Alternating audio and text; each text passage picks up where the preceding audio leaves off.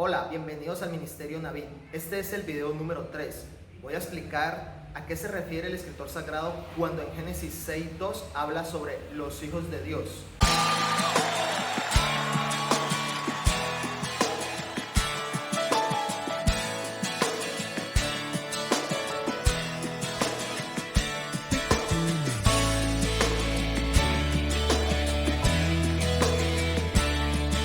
Como el tema es muy extenso, me voy a centrar puntualmente en explicar quiénes son estos hijos de Dios. Voy a omitir muchas cosas. Lo que no entienden, por favor, investiguenlo y pueden complementarlo buscando en internet. Actualmente dentro del mundo cristiano existen tres hipótesis o tres teorías. Uno, que estos hijos de Dios se refiere a la descendencia de Seth, una descendencia de hombres santos que amaban y adoraban a Yahvé. Dos, que estos hijos de Dios son ángeles caídos que fueron expulsados desde el cielo en la rebelión de Satanás. Y tres, que se referían a los reyes o a los gobernantes de la antigüedad que eran catalogados como hijos de Dios. Vamos a ver entonces cuál es la verdadera interpretación del texto. Voy a leer el texto en la Reina Valera 1960, Génesis 6 del 1 al 4. Aconteció que cuando comenzaron los hombres a multiplicarse sobre la faz de la tierra y les nacieron hijas, que viendo los hijos de Dios que las hijas de los hombres eran hermosas, tomaron para sí mujeres, escogiendo entre todas. Y dijo Jehová: no contenderá mi espíritu con el hombre para siempre, porque ciertamente él es carne, mas serán sus días 120 años. Había gigantes en la tierra en aquellos días, y también después que se llegaron los hijos de Dios a las hijas de los hombres y les engendraron hijos, estos fueron los valientes que desde la antigüedad fueron varones de renombre. Veamos pues quiénes son estos hijos de Dios a los que se refiere el escritor sagrado, que los llama Bene Elohim. Dentro del mundo erudito actualmente son catalogados o son identificados como seres espirituales, pero no propiamente ángeles, como se entiende en nuestra teología hoy o en la teología en la época de Jesucristo. Ni siquiera se identifican con lo que Job llama ángeles o hijos de Dios en Job 1:6, 2:1 y 38:7. Es muy importante, es imperativo entender el texto de Génesis 6 dentro del contexto histórico del texto. Por favor, no hagan un anacronismo teológico, no lleven su pensamiento teológico de hoy o el de la época de Jesús al Génesis, porque hacen una exégesis.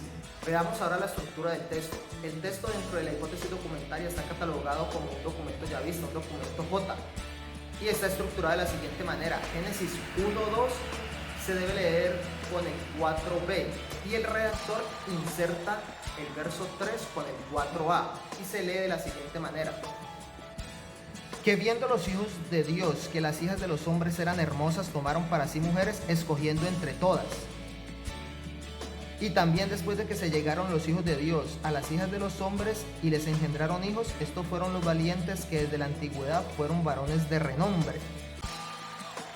Es importante que para el documento J, Yahvé es el nombre personal de Dios. Aquí la palabra Ha Elohim se utiliza para referirse no a Dios como lo hace el documento el documento eloísta, sino para dar a entender los Elohim, los dioses. Esta narración de Génesis no es propiamente israelita, es una copia mitoetiológica sumeria para explicar la aparición de los héroes de la antigüedad, como lo tenían las culturas griegas, los fenicios, los egipcios, los babilónicos y también los israelitas. Entendamos ahora el contexto del texto dentro de la historia puntualmente. 1000 o 1500 años antes de Jesucristo, muchos pueblos tenían mitos que hablaban de dioses que tenían relaciones con mujeres mortales y le nacían hijos. Estos eran los semidioses. Dentro de los griegos los catalogaban así: estaban los dioses, los héroes o semidioses que eran hijos de un dios y una mortal, y los humanos. Dentro de estos semidioses o héroes estaban Heracles, Teseo, Perseo o Aquiles y otros, que llegaron a ser catalogados como héroes por una hazaña o algo grandioso que hacían. Dentro de los iraníes también tenían a Mitra, dentro de los egipcios a los faraones, dentro de los fenicios a sus reyes y guerreros, dentro de los babilónicos a Gilgamesh y Nimrod, que llegaron a ser grandes gibor o valientes que eran cazadores delante de los dioses, que se enfrentaban, tenían el poder o la facultad inclusive de matar a un dios. Dentro del pueblo judío o israelita también existían estos giborín o estos gibor, estos grandes valientes, el cual era Jacob, Abraham, Sansón, entre otros, que llegaron a ser en la antigüedad un Anshe Hashem, un hombre de renombre, o sus nombres llegaron a ser muy importantes y fueron catalogados como hombres valientes, unos gibor. Pero muchos dirán, no pueden ser ángeles porque Jesús dijo que en la resurrección los hombres no se casan ni se dan en casamiento, sino que serán como ángeles, que no pueden procrear. Pero eso es un pensamiento novotestamentario. No podemos, como les dije al principio, extrapolar un pensamiento teológico y llevarlo a la antigüedad. Eso era lo que se entendía en la época de Jesús. Pero en la antigüedad el pensamiento era totalmente diferente. Estos pueblos nómadas o seminómadas, tanto cananeos como fenicios, pensaban que estos seres angelicales o semidioses tenían necesidades como cualquier ser humano. La necesidad de descansar, Génesis 18:4, o como la necesidad de comer, Génesis 18:8, que eran necesidades propiamente de los humanos, de los mortales. Concluyendo, ¿quiénes eran estos Bene Ha Elohim, estos hijos de los dioses que dice Génesis 6:2? Dentro del contexto del texto eran los dioses que vieron a las mujeres muy hermosas y quisieron tener relaciones o copular con ellas, y de aquí nacieron hombres de renombre o valientes o semidioses. ¿Por qué? Porque Fenicia o toda esta media luna fértil no era ajena al contexto de Grecia, de Egipto o de Sumeria. Todos compartían una cultura muy rica en mitos y leyendas. Entonces ellos entendían, estos orientales también entendían, como lo entendían los griegos, que los dioses podían o tenían la facultad de venir a la tierra y tener relaciones o copular con las mujeres humanas y engendrar en ellas hijos, semidioses o hijos héroes. Ahora vamos al verso 4, que habla sobre los gigantes. Había gigantes en la tierra en aquellos días. Esta palabra gigantes no debe entenderse como gigantes literalmente. Las mejores versiones de la Biblia o las Biblias más importantes del mundo actualmente ya no están traduciendo esta palabra, o ya no están colocando la palabra gigante, sino que están colocando la palabra real, que es Nefilim. ¿Y quiénes eran los Nefilim? Los Nefilim era una tribu en la antigüedad que tenía ciertas características. ¿Y cuáles eran estas características? Algunos de las otras tribus cercanas a ellos los llamaban Emim, que eran los terrores o los que engendraban terror, los Refaim, los debilitadores, los Giborín, los héroes o valientes, los Samim, los realizadores, o los Anakim, los hijos de Anak, los de cuello largo o portadores de collares, o los Awim, los devastadores. Pero ¿de dónde viene la palabra gigantes? ¿Cómo se llegó a insertar en la Biblia? Si originalmente la palabra Nefilim no se refería a los gigantes. Esto fue una confusión de la traducción de los 70 de la Septuaginta, que los judíos simplemente llamaron a estos gigantes. Y desde ahí, desde 300 o 350 años antes de Jesucristo, o 200, que se escribe la Septuaginta, viene esta confusión de llamarlos gigantes, y de ahí se forma toda una teología refiriéndose a ellos como los gigantes. Para que tengan una idea más clara de quiénes eran estos Nefilim, aseméjenlos a los espartanos, que era una tribu antigua de Grecia, que su gran característica era ser guerreros. Desde niños los instruían para que fueran grandes guerreros valientes, que llegaron a arrasar, a destruir pueblos enteros. Eran hombres identificados, estos espartanos, como hombres de guerra. Pero ¿de dónde vino la confusión de que los Nefilim eran ángeles caídos, demonios que fueron expulsados desde el cielo por los ángeles de Dios? La palabra Nefilim es un plural de la palabra Nefil, pero la confundieron con la palabra Nofelim, que está en Ezequiel 32:27, que viene del verbo nafal, que es caer o ser caído, ser derribado.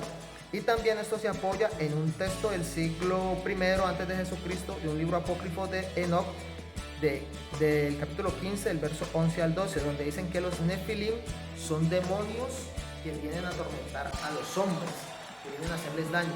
Pero la palabra nafal no debe ser como que caídos o que se derriban, sino que debe entenderse como está en un activo. Significa que ellos no son los caídos, sino que ellos son los que derriban. Los Nefilim no son derribados, sino que ellos son los que derriban. Ellos son los que llegan a los otros pueblos a derribar, a devastar, a destruirlos. Los Nefilim son los devastadores, los derribadores. Pero muchos afirman que sí eran gigantes literalmente, porque cuando los israelitas fueron a reconocer la tierra de Canaán para tomarla en posesión, allí estaban los hijos de Anak, de donde vienen los Nefilim, y que eran gigantes literalmente, y que los israelitas eran como pequeñas langostas al lado de ellos. El texto no se está refiriendo a esto, el texto lo que está diciendo es que estos Nefilim o estos hijos de Anak eran muchos, eran un pueblo de valientes, de guerreros, que no iba a ser fácil conquistarlos. Dentro de un mito griego, 1400 años antes de Jesucristo, dicen que existía un rey llamado Anás, que vino y paseó por todas estas tierras del Mediano Oriente, llegó a Egipto y devastó muchas tribus y pueblos, y fue reconocido como un gigante, y de ahí viene la palabra Anak. Pero si no eran gigantes literalmente hablando, ¿por qué el libro de Deuteronomio dice en 3:11 que el rey de Og de Basán, su cama medía 4.5 metros de largo y 2 metros de ancho? O sea que era un hombre muy grande, muy gigante. Esto no se debe interpretar de esta manera, porque también los Midrash judíos dicen que Abraham medía 70 veces lo que un hombre promedio, y que cada zancada de él, cada paso suyo, abarcaba 5 kilómetros. Igual se dice de Jacob, Simeón, Manasés, Abner y Sansón, Absalón, que eran literalmente gigantes, pero históricamente no eran gigantes literales. Esta historia de los gigantes y de los Nefilim o de los hijos de los dioses está en la cultura antes de Jesucristo, en la cultura apocalíptica, en el libro de Judith, en el Eclesiástico, en Baruch, en el libro de Sabiduría, en el libro de Enoch.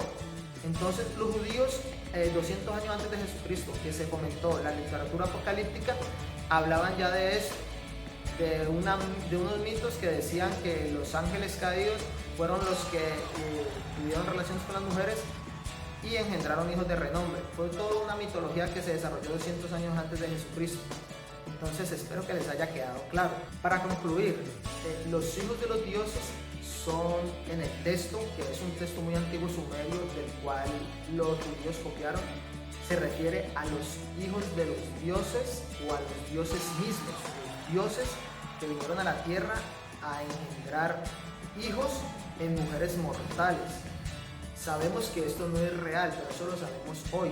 Pero en la antigüedad, en el contexto histórico de ese texto de hace 2000 años antes de Jesús en Sumeria, los hombres lo entendían así, que los grandes valientes, que los hombres que hacían grandes hazañas, no era sino porque venían de ser engendrados por un dios en una mujer mortal. Pasaron muchos años y la teología fue evolucionando y fueron corrigiendo esto. Pero en el contexto del texto de Génesis 2, los hijos de Dios se entiende que son los dioses que engendraron hijos en mujeres mortales, así como lo entendían los griegos, los babilónicos y los egipcios. Si te gustó el video y sientes que aportó algo para tu conocimiento en tu vida espiritual, no olvides darle un me gusta, suscríbete y dale a la campanita para más notificaciones. Comparte el video.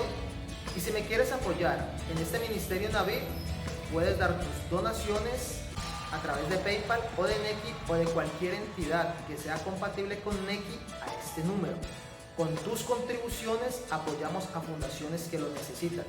Muchas gracias y bendiciones para ti.